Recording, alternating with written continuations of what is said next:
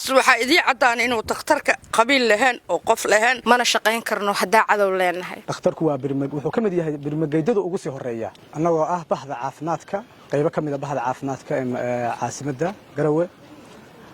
waxaan isku nimisaaka isbitaalka guud ee Garowe halkan waxa aan rabnaa maanta inaanu ka soo saarno baaq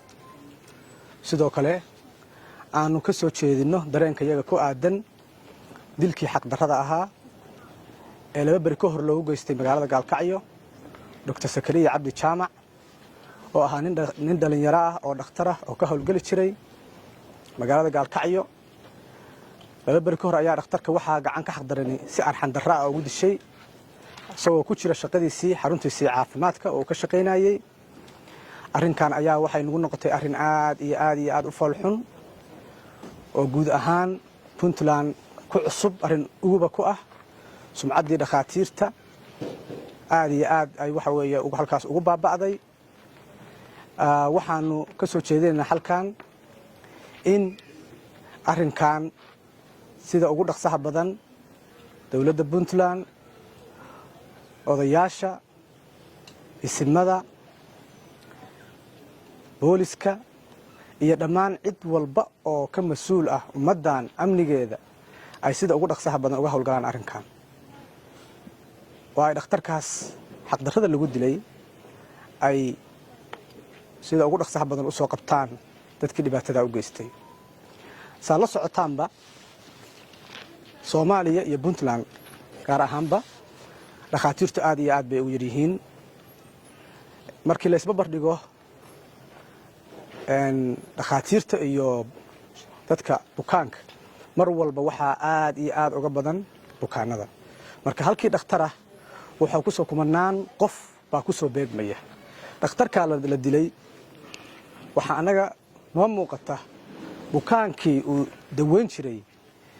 inay aad iyo aad u badan yihiin maadaama dhakhaatiirtu ay yihiin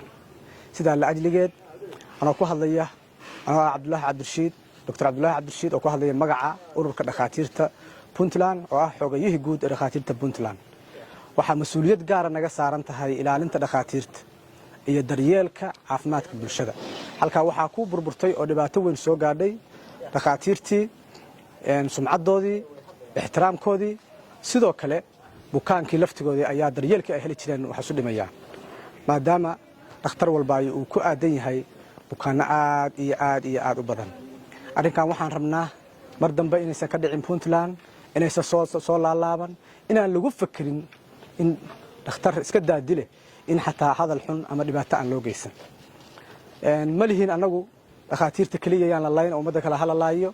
laakiin dhakhtarku waa birmag wuxuu kamid yahay birmageydada ugu sii horeeya sidoo kale waxaan leenahay dhammaan dadka waxgaradka ah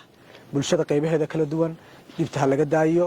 dil ama wax kale waxay rabtaa noqoto waxaan leenahay arrintan sida ugu dhaqsaha badan ha loo galo arrinkan aanada ah ee ku soo badanaya Gaalkacyo iyo dhammaan qaybo kamid ah Soomaaliya waa in sidii xal looga gaari lahaa laga shaqeeyaa magacaygu waa Dr. Sohodan Cali Shire maanta halkan waxa iskugu nimi waxa weeye Dr. Sakariya dhibaatadii soo gaartay joorka waxa leeyahay Allah ha u naxariisto dhamaanteen bahda caafimaadka samir iimaan rabbi ha ka siiyo eheladiisa iyo qaraabadiisa sidoo kale samir iimaan Allah ha ka siiyo dhacdo aad iyo aad u xun weeye dhakhtar anagu dhakhaatiirta waxa aaminsaneen bulshada inay wax u soo baratay inaan bulshada u shaqeynayno inaan cadow lahayn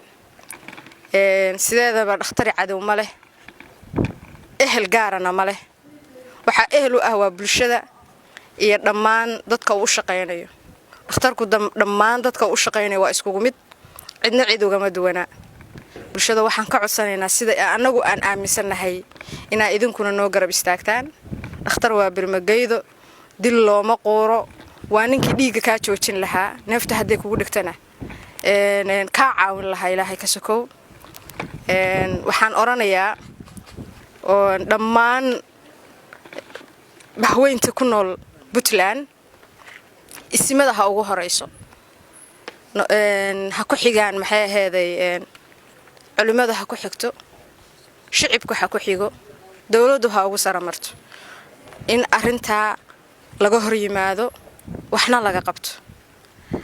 ma shaqayn karno haddaan annagu aan aaminsannahay in la dilayo mana shaqayn karno haddaan cadow leenahay cidna uma shaqayn karno cidna waxba uma qaban karno dhakhaatiir badan baa waxay leeyihiin waa tahriibaynaa maxay ku tahriibayaan inay tahriibaan maaha inay dalkooda ka tagaana maaha inay baqdin ku noolaadaana maaha dhammaan inay dadka u shaqeeyaan weeye hooyiya aabba ma kala leh ilmaadeerna ma kala leh eedana ma kala leh mana la kala shisheeyo waxa u shaqaynaynaa waxa weeye waa idinka bulshada u shaqaynaynaa hadday dhakhaatiirtu maanta shaqada joojiyaan ay shaqayn waayaan bulshada cid u shaqaynaysa heli mayso marka waxaa idinka codsanayaa in dowladda Puntland ay wax ka qabato dadka noocaas ee dhakhaatiirta raadsanaya dilaya Dr. Sakariye muusan u qalmin dilka noocaas in loo geysto waxaan leenahay janno firdawsi Allah geeyo kitaabkiisa midigna Ilaahay gacanta uga dhiibo dhammaanteena waxaan leenahay samri iyo iimaan Allah inaga siiyo salaanka bacdi halkaan waxa waaye waxaan aad uga qiiroonay takhtarka argudishada loogu dilay oo caafimaadka maaragtay ayna dadka waa og yihiin caafimaadka howlaha ee dadka dhan inay isku mid yihiin qof caafimaada ma kala laha qabiil ma kala laha qof kale dadka loo wada shaqeeyaa marka saa awgeed takhtarka waa muhiim marka haddii aan maaragtay takhaatiirta iska layno awal wax kasto ma xuduudiyada waa aragteen takhaatiirta waa gudubtaa meel kasta dagaal hadduu dhacayo takhaatiirta lama celsho marka Soomaalida arrintan waa ku cusub tahay waxaan u baahanahay dawladda wadaadada dadka maaragtay wax garadka ismada in laga gadoodo kulli dhamaan lana soo qabtaa falka xun waa fal nagu cusub falkaayo nagu badan waxa weeye waa aragteen wasiirada waxay leeyihiin wax ilaaliyo oo askara